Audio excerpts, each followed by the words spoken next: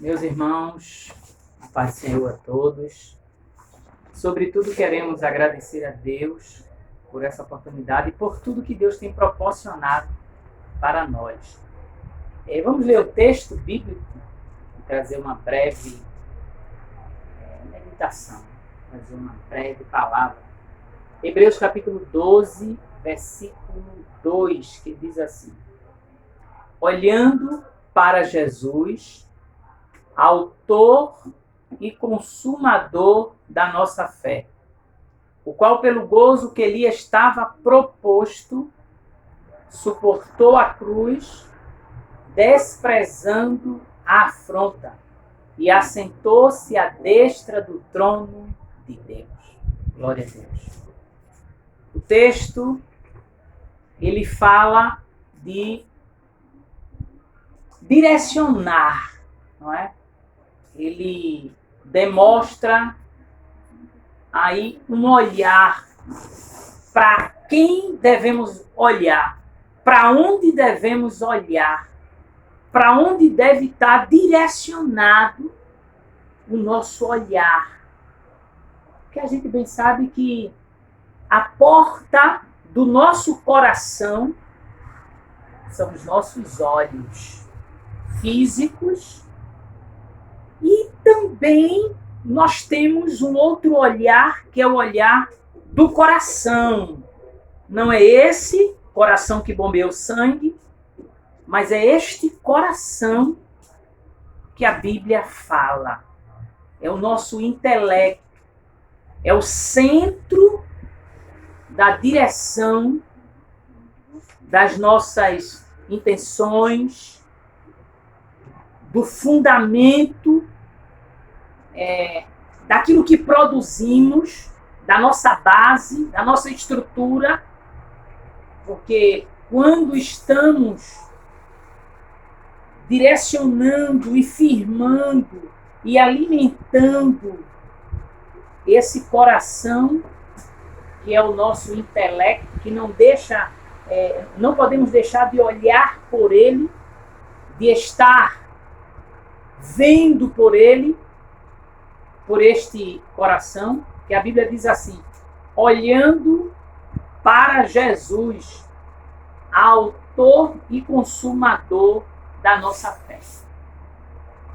Então, nós que somos crentes, precisamos estar com o nosso olhar direcionado para Ele, voltado para Ele. Uma vez que o nosso olhar está direcionado para Deus, nós nos fortalecemos, porque nos alimentamos dele. Enquanto Pedro olhava para Jesus, Pedro estava sendo fortalecido, renovado, estava empolgado, impulsionado, renovado, reativado. Mas depois que a Bíblia diz que Pedro começa a sentir o vento forte, mantenha-se firme, porque o crente tem que manter firme. Deixa o vento abalar a estrutura, mas o nosso olhar está focado, voltado para Ele, para Jesus. Não é verdade? O nosso olhar está sendo, digamos assim, está sendo mantido por Ele. Estamos recebendo a seiva desse Deus. Então, independente da circunstância, independente da situação, hoje a gente sabe que estamos vivendo uma simples coisa. Por que eu digo simples? Porque nós estamos acima. A Bíblia diz que nós somos mais do que vencedores. A Bíblia diz que todas as coisas contribuem para o bem. É Romanos capítulo 8, versículo 27, 28. Então, se a Bíblia me diz que eu devo manter o olhar para Ele, porque todas as coisas contribuem. Lembre-se que Pedro, ao sentir o vento forte, ele tirou o olhar de Jesus. E ele começa a perceber o perigo sem ter a dimensão da proteção, sem lembrar que o dono de tudo tinha mandado ele vir. Ele mandou a gente vir. Ele está dizendo que a gente deve prosseguir, que devemos manter o nosso olhar firme, fixado, não é? Esse mesmo Pedro que olha para Jesus e no momento que ele é atingido pela forte ventania, naquele oceano, naquele mar, ele tira o olhar para Jesus. Diz a Bíblia em uma ocasião, no capítulo 3 de Atos dos Apóstolos, versículo 4 e 5, e o 3 também, 3 e 3, 4 e 5, que um homem pedinte que estava no templo, diz a Bíblia que ele, quando olha Pedro e João, ele olha, gente, o olhar é importante. Porque quando aquele homem olha, ele olha no sentido de barganhar alguma coisa, de ganhar alguma coisa, não digo barganhar, mas de ganhar, de usufruir, de se auto-beneficiar. Porque ele sabia que alguém que estava vindo para o templo tinha um coração sensível. Devemos, independente de qualquer coisa, devemos ter o nosso coração, devemos ter sensibilidade, devemos ter compaixão, devemos compartilhar, vivenciar. E quando esse homem olha, o mesmo Pedro que tira o olhar de Jesus, que deixou de se alimentar, de se fortalecer, olhando para Jesus e atendendo o convite que Jesus fez. Diz a Bíblia que esse Pedro era um Pedro renovado, que havia aprendido com Jesus naquele momento, porque quando a Bíblia diz que todas as coisas contribuem, o versículo que eu ia ler e vou ler, todas as coisas contribuem, deve contribuir. Você é quem recepciona o problema. Não deixe o problema lhe recepcionar. Não deixe o problema dizer a você como você deve agir. O que você deve fazer. Se você deve se prostrar, que você deva se prostrar a ele, não deixe. Se posicione diante do problema como Esté se posicionou, como tantos outros homens e mulheres na Bíblia se posicionaram. O problema veio, mas ela se manteve firme.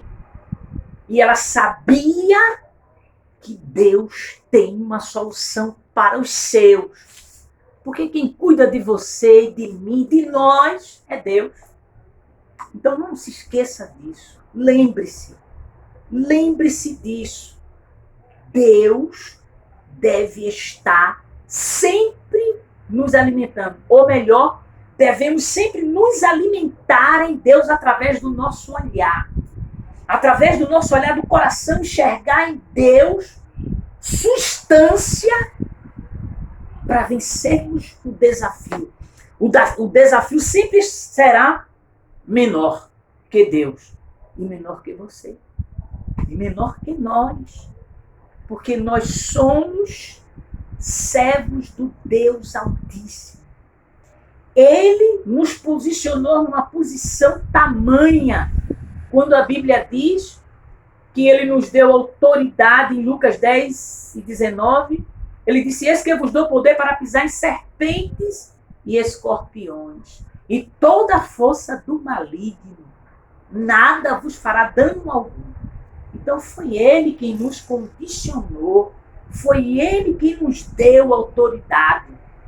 Quando a gente começa a ler e começa a ver na Bíblia esse trecho, eu ia ler esse trecho de Romanos, a gente começa a ver o quanto, vamos ler agora em Levítico, eu nem li, né? Na verdade, eu nem li. A gente começa a pensar em toda a Bíblia e a gente começa a ver o que Deus fez de nós, a posição que Ele nos colocou, o quanto somos importantes e autoridades na mão de Deus e aqui na terra para representá-lo. Eu vou ler apenas alguns versículos, breve, um pouco, só para a gente ter, só para a gente relembrar que, na verdade, o crente precisa ler a Bíblia e sabe dessas verdades, dessas vertentes, mas muitas vezes por um vento como Pedro e outro vento que surge, o medo nos apavora. Controle-se. Mantenha-se firme. Mantenha-se focado nele. Porque você estará sendo renovado na medida que o seu olhar estiver fixado neste homem. Porque ele é quem nos garante. Não, mas quem garante é ele. Foi ele quem prometeu. Então, independente de notícia A, B, seja ela qual for, não se amedronte com nada. Mantenha-se firme nesta caminhada. Olha o texto como é que diz. Eu vou ler só alguns versículos. Levítico capítulo 26. Se você ler do 26 primeiro até o versículo... Leia todo o capítulo. Mas eu vou ler só o 26 e o versículo... Eu acho que do 6 está bom. Também darei paz na terra e dominarei seguros. Dominarei seguros. Olha o que Deus está dizendo. E não haverá quem vos espante. E farei cessar os animais nocivos da terra. E pela vossa terra não passará espada. E perseguirei os vossos inimigos. Escuta, eu vou repetir. E perseguirei os vossos inimigos. E cairão a espada diante de vós. 5 de vós, olha isso, escuta isso. 5 de vós perseguirão 100. E 100 de vós perseguirão 10.000. E os vossos inimigos cairão a espada diante de vós. Eu só vou ler isso, tá bom. Depois você lê. Leia em casa, porque Deus, Ele tem muitas bênçãos dispensadas para cada um de nós. Somos nós que temos que nos apropriar, olhando para Jesus. Olha só o que a Bíblia diz, olhando. Olhar tem um sentido de aprendizado.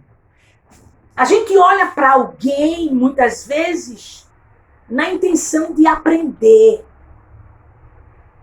E Cristo, Ele nos deu lições adversas para que andássemos por Ele. Pedro até fala em seguir suas pisadas. Porque quando a gente é zeloso ao ponto de nos reportarmos a este olhar, o olhar de aprendizado para este Deus, e dizer, devo copiar o seu andar. Olha, Jesus é Deus. Jesus nem é maior do que Deus, nem é menor do que Deus. Nem é menor. Ele é do mesmo tamanho de Deus. Apenas ele veio com uma missão e em missão ele estava numa condição inferior, digamos. Porque a Bíblia diz em Filipenses capítulo 3, versículo 5, que diz, de sorte que haja em vós o mesmo sentimento que houve em Cristo Jesus, que sendo em forma de Deus, ou no formato de Deus, a Bíblia está dizendo, na dimensão de Deus, no tamanho de Deus, na altura de Deus. Ele não teve por usurpação, 6 e 7 também, 5, 6, 7, ser igual. Ó o que a Bíblia diz, igual. Igual. Ele não teve por orgulho ser igual, porque ele olhou para você também. Porque ele olhou para a gente. Ele está olhando para você. Sabe aquela coisa de um pai que às vezes deixa o filho andar um pouquinho, porque a gente precisa aprender. Se a gente impedir esse crescimento, essa experiência dos nossos filhos, eles vão ficar sem a sua proteção individual, sem o seu aprendizado, sem o seu amadurecimento. Ele não amadurece. Então Deus muitas vezes faz isso, é olhar para a gente. Às vezes as coisas acontecem, a Bíblia diz, aquele versículo que eu falei, todas as coisas, Romanos capítulo 7, ou é 8, 27, eu vou até ver logo isso. Então, todas as coisas contribuem para o bem. Então Deus fica lá olhando, como Ele está olhando para a gente agora, nesse momento. Deus é Deus, né? Grande demais. Está em todos os lugares, onipresente. Em todos os lugares Ele está. Presente, olhando, vendo, assistindo a situação, olhando para você. Ele está me assistindo. Você é especial. Você é especial porque Ele está assistindo. A Bíblia diz em Hebreus 1:14 que você tem até um anjo ao seu serviço. Ó, como você é especial. Então, esse Deus, Ele está com os olhos também fixados em você. E Ele quer que você se direcione, se volte para Ele. Mantenha esse olhar de aprendizado. Então, voltando ao texto que a gente estava lendo, igual a Deus, se Jesus... Deixa eu ler o versículo, né? Porque eu fico preocupado com o tempo e a gente fica... Então, assim, se Ele que é Deus, Jesus nunca deixou de ser. Ele é. Na verdade, quem morreu foi a matéria. A matéria, né? O homem. A natureza, a matéria. Mas ele sempre... Ele inclusive disse uma vez, eu tenho poder para dar, se referindo a Ele mesmo, poder para dar a vida dele e poder para tornar a reavê-la, a tomá-la de volta. E foi o que aconteceu. Não é isso? Então, se ele como Deus, ele deu esse exemplo de orar. Gente, Jesus jejuou 40 dias e 40 noites. Será que não dá para a gente jejuar 6 horas? Posteriormente, ao adaptar-se. Falar nisso, não dá para a gente orar 24 e assim, claro que nem todo mundo, pelo amor de Deus, não vai orar uma semana sem que você tenha uma estrutura, tá bom? E assim, o sacrifício, um assunto chama outro, né? O sacrifício, o jejum é um sacrifício. Então assim, se para você, porque tem gente que tem problema de saúde e não pode passar muito tempo sem se alimentar, né? Porque o jejum, para quem tem uma vida mais saudável, não deve ser um intervalo. Porque às vezes eu escuto pessoas dizer assim, não, você jejuma 2 horas. Pelo amor de Deus. Pelo amor de Deus. Agora, para quem tem um problema de saúde, a gente sabe, né, pelas escrituras, quando eu digo pelas escrituras, é um entendimento que para essa pessoa, 2 horas sem se alimentar, ela deve se alimentar a cada 1 hora, exemplo. Então, 2 horas para ela é um sacrifício. Agora, para quem pode passar, gente cheia de saúde, adolescentes, jovens, E adultos, muitas vezes, cheios de saúde. Faça o sacrifício. Jesus passou 40.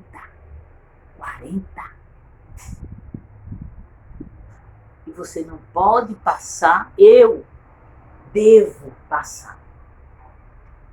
Eu não digo 40. Mas aí vai depender do compromisso individual, gente. Isso é individual, compromisso individual. Faça só aquilo que está dentro dos seus limites. Não ultrapasse. Eu digo isso, falar nisso, quando eu era novo convertido, eu jejuava todos os dias. Eu perdi um peso e nunca mais recuperei. Eu jejuava segunda, terça, quarta, quinta, sexta, me parece que sábado, era até sexta-feira. Então, assim, cuidado. Faça aquele sacrifício responsável. E toda vez que eu abri a Bíblia, mas eu não entendia, novo convertido, aí saía em Provérbios, capítulo 5, né? Parece que é o 5.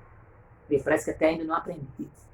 Aí diz assim, guarda o teu pé quando entrares na casa de Deus, e inclina-te mais a ouvir do que oferecer sacrifício de tolo. Então, devagarzinho, vá devagar, absorva a palavra, tire as suas dúvidas posteriormente com alguém mais maduro, não é, com pessoas maduras, pessoas vividas, pessoas experientes, tá? Porque às vezes a gente fala assim e o público é diverso. Embora essa é a primeira vez que eu estou falando, e eu estou falando aqui no WhatsApp, né? É no WhatsApp, é? Eu nem sei o que é que eu estou falando, foi minha menina que colocaram aqui. Mas enfim, então deixa eu ler o versículo, gente, porque a gente entra num assunto, termina passando para outro assunto, e assim sucessivamente. Romanos, capítulo 8 e versículo 28, ele diz assim, e sabemos que todas as coisas contribuem. Então é isso aí, tudo contribui. Todo problema, todo desafio, tudo que enfrentamos contribui para o bem. Bote isso na sua cabeça sempre. Meu Deus, não se assuste não. Meu Deus, que é isso? Vem cá. Isso aí é uma contribuição para o meu crescimento espiritual. É uma oportunidade que tu estás me dando para eu crescer. Então eu vou crescer. Vou te buscar mais, vou orar. Vou me desprender, vou focar os meus olhos em ti. Gente, focar o nosso olhar, olhando para Jesus, é focar. É estar ali firmado, concentrado, atento, apercebido, despertado, acordado, vigilante. É olhar. Lembra da mulher de Ló? A mulher de Ló deixou de olhar para Jesus, mesmo naquela ocasião deixou de olhar para Jesus e ela olhou para as raízes, os hábitos de Sodoma. Aquela mulher estava concentrada, atraída, foi fisgada por aquele mundo, digamos, aquele mundo de Sodoma, porque vocês sabem que a corrupção era tamanha ao ponto de Deus consumir, gente, aquela cidade com pedras, né, como diz a Bíblia, saraivas, né, com fogo. Deus se irou porque a iniquidade ultrapassou todos os limites de tolerância divina, porque Deus também, ele estabelece um limite, gente. O povo não queria saber de fazer nada certo. Estavam vivendo uma depravação constante, era hábito, gente, hábito. Sabe o que é hábito? Hábito se prostituir, hábito prejudicar, hábito mentir, hábito enrolar. Eles estavam já ritmados, podemos dizer assim. Eles estavam no ambiente, eles criaram um ambiente de uma convivência perversa, maligna. e Deus tirou. E aquela mulher deixou implantar no seu coração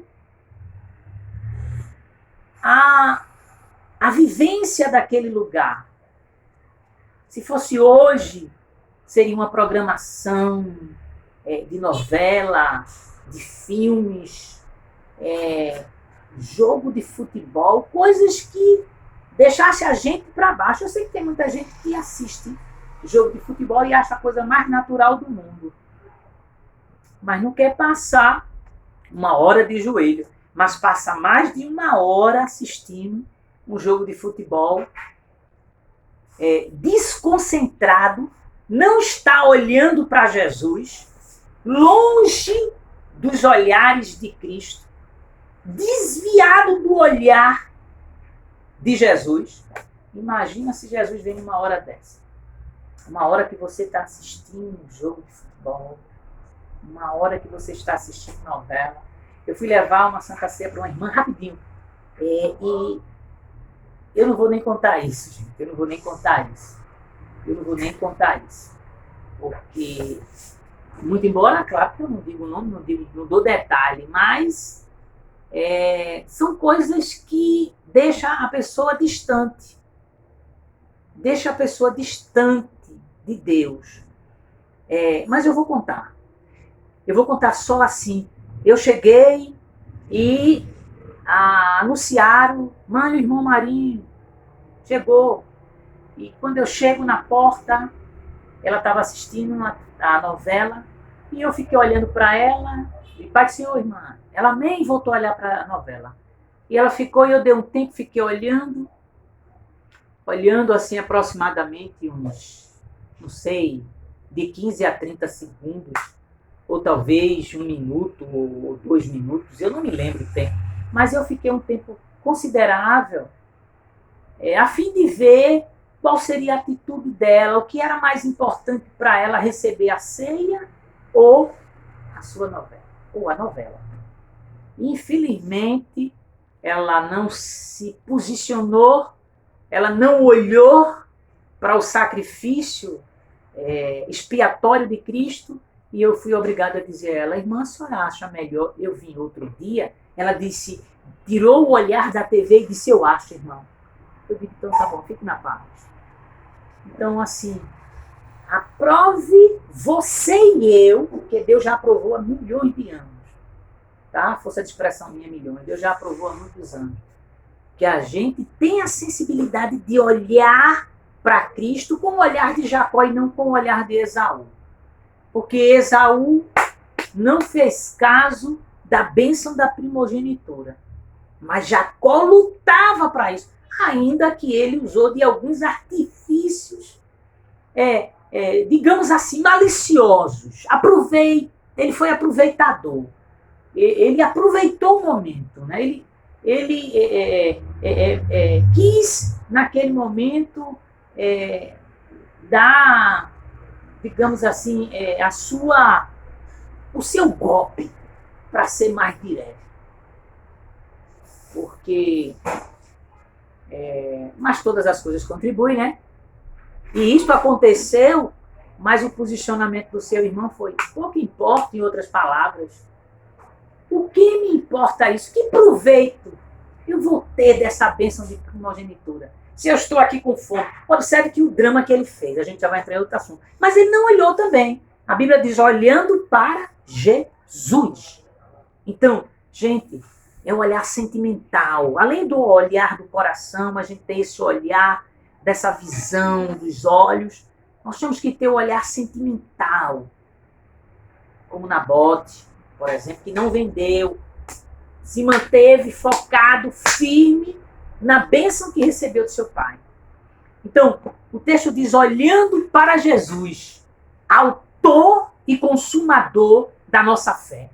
Eu quero concluir, para finalizar os 30 minutos, e dizer que a gente precisa estar com o nosso olhar voltado para Ele, para nos alimentar dele. Direção certa, em outras palavras. Quando olhamos para Jesus, estamos na direção certa. Se você olha, você está na direção certa. Não tire o olhar de Jesus para nada. Amém? Que Deus nos abençoe exatamente 30 minutos. Amém.